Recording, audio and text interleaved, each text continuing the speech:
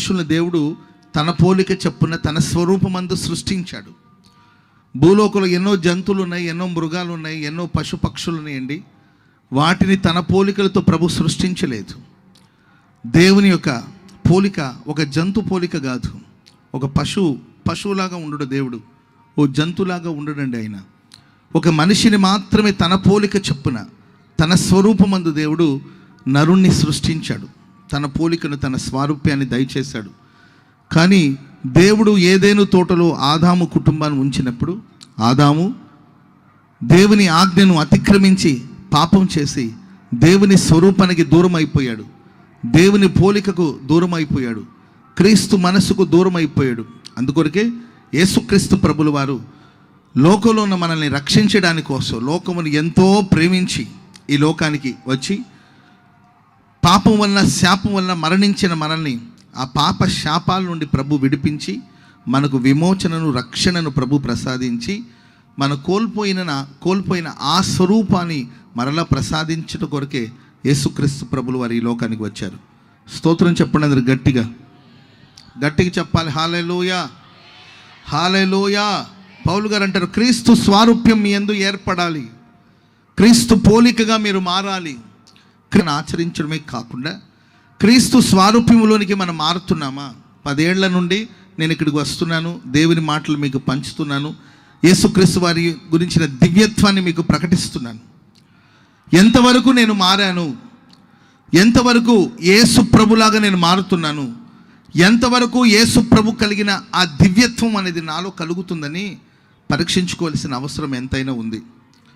ఈ ప్రశస్త రాత్రి నేను బైబిల్ నుండి మరియమ్మ గారి గురించి కొన్ని మాటలు చెప్పాలని ఆశిస్తూ ఉన్నాను. ఎందుకంటే ఆ మరియమ్మ గారి గర్భమున యేసుక్రీస్తు ప్రభు వారు ఉదయించారు. సో యేసుక్రీస్తు వారు ఆమె జీవితంలో ఉదయించినప్పుడు ఆమె జీవితంలో జరిగిన మార్పులు, ఆమె అనుభవాలు, ఆమె విధానాలు అవన్నీ కూడా మనం ముందుంచుకొని, మరి క్రీస్తు నాలో ఉదయించినప్పుడు నాలో ఈ మార్పు కలిగిందా, నేను ఆ పోలికగా నడిపించబడుతున్నానా అని ఆలోచించి మరియమ్మ గారి చరిత్ర నుండి ఒక 2-3 మాటలు మనం ధ్యానం చేసుకుందాం. యేసుక్రీస్తు వారు ఒకరి జీవితంలో తన క్రియ జరిగిస్తున్నాడు, క్రీస్తు పోలికగా మనం మార్చబడుతున్నాము అనేదానికి సూచన ఏంటంటే, ఆ రోజు మరియమ్మ చెప్పిన మాట, నేను ప్రభుదాసురాల్ని, ఇదిగో ప్రభుదాసురాల్ని, నీ మాట చెప్పున నాకు జరుగునుగాక.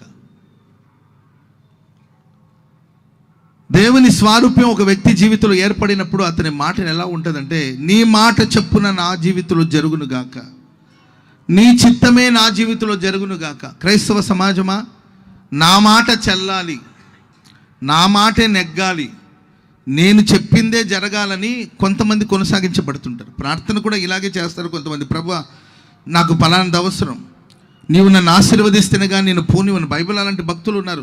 నీవు నన్ను దీవిస్తేనే కానీ నేను పోనివనని అడ్డుపడ్డాడు. అరే బాబు, బ్రతుకును మార్చుకోరా నాయన, నీ పాపాలను విడిచిపెట్టిరా బాబు అని చెప్తే, లేదు నీవు నన్ను ఆశీర్వదిస్తేనే తప్ప నేను నిన్ను పోనివనని అడ్డుపడి దేవుడి దగ్గర ఆశీర్వాదం కోసం ఎదురు చూసిన సందర్భాలు కొందరు భక్తుల జీవితంలో మనం చూస్తాం. మన మాట నెగ్గాలి, నేను చెప్పిందే జరగాలి. స్తోత్రం చెప్పడం గట్టిగా.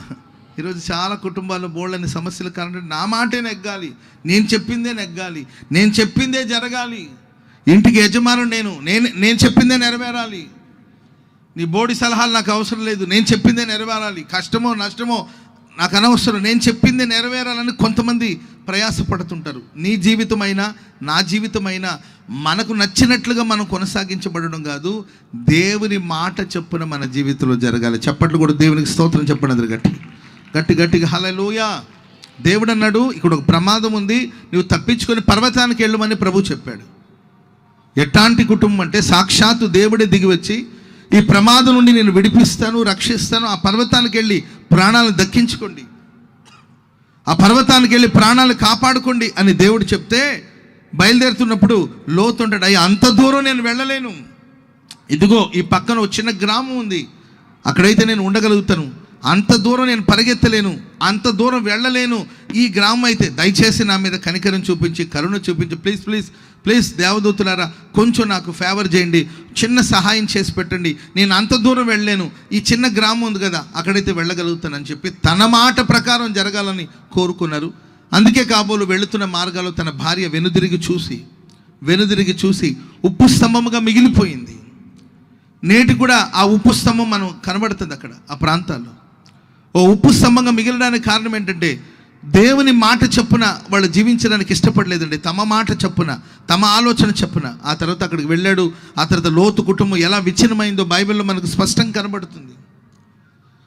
ప్రియులారా, మరియమ్మ గారు అంటుంది, సరే ఇది కష్టం, ఒక ఆడపిల్ల, ఒక యవనస్తురాలు పరిశుద్ధాత్మని ద్వారా గర్భం ధరించింది.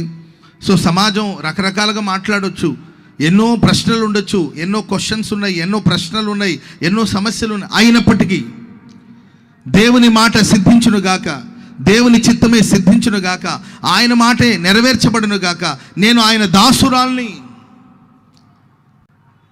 దేవుడు నా యజమానుడు, ఆయన నా సృష్టికర్త, నేను ఆయన సృష్టిని, ఆయన మాట చొప్పున నాకు జరుగునుగాకని దేవుని మాటకు తను అప్పగించుకొని ముందుకు సాగినట్లు లేఖనాలు చూస్తున్నాను. అందుకే ఈరోజు ఈ సృష్టిలో, ఈ ప్రపంచంలో స్త్రీలందరిలో ధన్యురాలు ఎవరు, ఆశీర్వదించబడిన స్త్రీ ఎవరంటే మరియమ్మ అనే చెప్తారు. స్తోత్రం చెప్పండి, అది గట్టిగా చెప్పండి, హల్లెలూయా.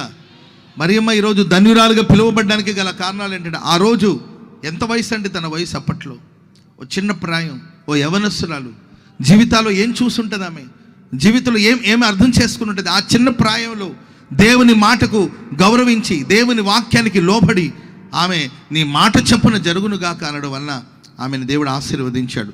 కాబట్టి ఈ రాత్రి దేవుని సన్నిధి కూడి వచ్చిన నీవు వాక్యాన్ని వింటున్నావా, వాక్యానుసారంగా జీవిస్తున్నావా?